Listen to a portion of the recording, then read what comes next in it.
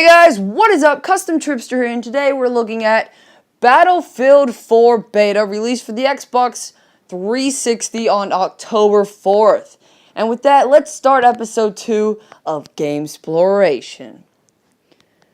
Now with Battlefield 4, this game looks big. Big maps, big vehicles, big everything. This game looks so much elevated on next-gen consoles compared to Battlefield 3. It's just huge.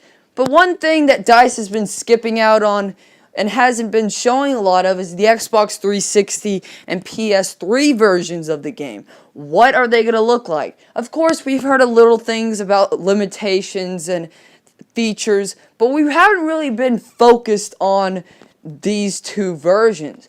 Well, on October 4th, DICE finally released a beta for the Xbox 360, and I downloaded it to see what Battlefield 4 was all about on the current gen consoles.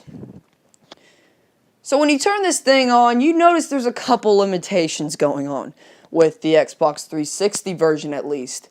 The graphics are very similar to Battlefield 3. Buildings, vehicles, and character models look very nice, as usual, but kind of little things such as textures on sidewalks and buildings and just structures look a bit muddy, and that's exactly how it looked on Battlefield 3. This is not a major graphical overhaul. This is not what the jump from 3 to 4 is all about on the current gen consoles. Now, of course, I'm not sure how it's going to look on next gen. I'm guessing they're going to clean it up a bit. It's probably going to look very nice, but you don't get quite that on the current gen versions. Of course, there's no 64 players, 24 players. 12 on 12, still a good amount of players in my opinion, but I wish they would have done 32 maybe, half at least. But you know, the console's 8-year-old hardware, it's good enough, I guess. It's just good we're getting to this game on this such an old system. But still disappointing. And this last thing I was very, very disappointed by. Battlefield 4 is advertised to be a very destructive game. You can pretty much destroy anything you look at. It's pretty much how DICE has been advertising the Frostbite 3 engine. But I just don't feel like that same engine is being used. Now, I could have just missed a detail. I don't think this thing's running on Frostbite 3. It can't be, because you can't really destroy anything. Example, I had a tank, I fired at a little barricade, didn't destroy it, but when I rode over it with my tank, it easily destroyed. Hopefully they can clean that up. The game does not feel as destructible as Battlefield 3. It feels more scripted what you can destroy. In Battlefield 3, you could kind of be creative on how you could kill your enemies by destroying objects around you. You can still be like that in 4, but there's a couple things that are just scripted, and it kind of feels like it's not as free. I mean, windows break, some buildings dent when you fire, but when I fire a tank, it just doesn't feel like it's doing enough damage. Of course, there's buildings that are scripted to fall, but I want everything to blow up. But I guess that's just another limitation. Now, enough with the bad. Let's get to the good. Battlefield 4 really impressed me on just as a game in general. Battlefield 3, to me, is a good 7 out of 10 game. It's nothing spectacular. Pretty much it's a fight for air combat. If you do not get an air vehicle, you are going to be bored out of your mind. I mean, it's a vehicle fighter pretty much. If you're fighting on ground, you have to go back and forth, walk. I mean, it's just not fun to be on foot all the time. But I feel like with this map you're seeing right here, that this is a good example that maybe DICE is going in a new direction. When I played this, it kind of reminded me of the fast pace of Call of Duty. Even through the controls, it reminded me of Call of Duty. They switched the default knife to the right stick. You can now throw grenades with the right bumper. It's pretty much the same for the PlayStation 3. I'm guessing you throw grenades with the R2 button instead of the R1 button, though.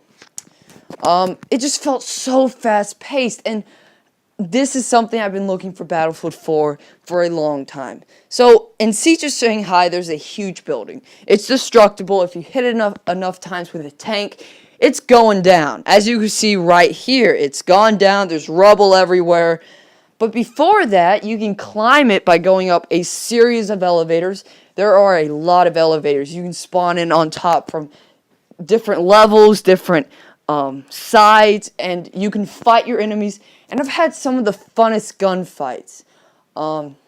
It's very cool what you can do. You can spawn on your squad's helicopter and get around. It's just really fast-paced. And then once you're done with the top, you can easily get to the other 2 conquest points by just jumping off and parachuting. And you can just jump down, guns a-blazing, kill everyone around you, fire around you, kill everyone, capture the point, respawn, spawn in your buddy's helicopter. He can take you back to the top of B. You can kill a couple guys over there, parachute off to the other objective. It's just a lot of fun. Now, I'm not sure if all maps are going to be kind of like this. I hope they are. I don't want all maps to be like this, but I just love the style. I think the improved squad system with having 5 squad members instead of 4 is really awesome. I like the respawn screen where you can just see everything around you. You can see where your squad mates are. There's a little live feed of what they're up to, so you can see if they're being attacked. You can see them if they're in vehicles. It's really, really cool what they're doing with the squad system of Battlefield this time around. And I feel like that's going to really help get players in and out of situations. You can easily have half your squad go to A, have a couple go to B, have a couple go to C, and you can just flip-flop around, go from one part of your squad to another, and that's an easy way to get around the map very easily. And you can also spawn in vehicles way easier this time. It's just a lot of fun. I love the fast pace. And that's really what I'm looking forward to. Just having this kind of Battlefield. I love the dynamic map elements. Also, what I loved is there's little things you can mess with around the map. There's roadblocks you can activate so tanks can't get by unless they have to get out and then take the barricade back down. On one objective, there's shutters, so your enemies cannot get into the conquest point from the map. You can block them off so you can trap them. It's really, really cool what DICE has done this time around with Battlefield. And I can't wait. I can't wait to play this. I can't wait to check out all the maps. Hopefully all maps are like this.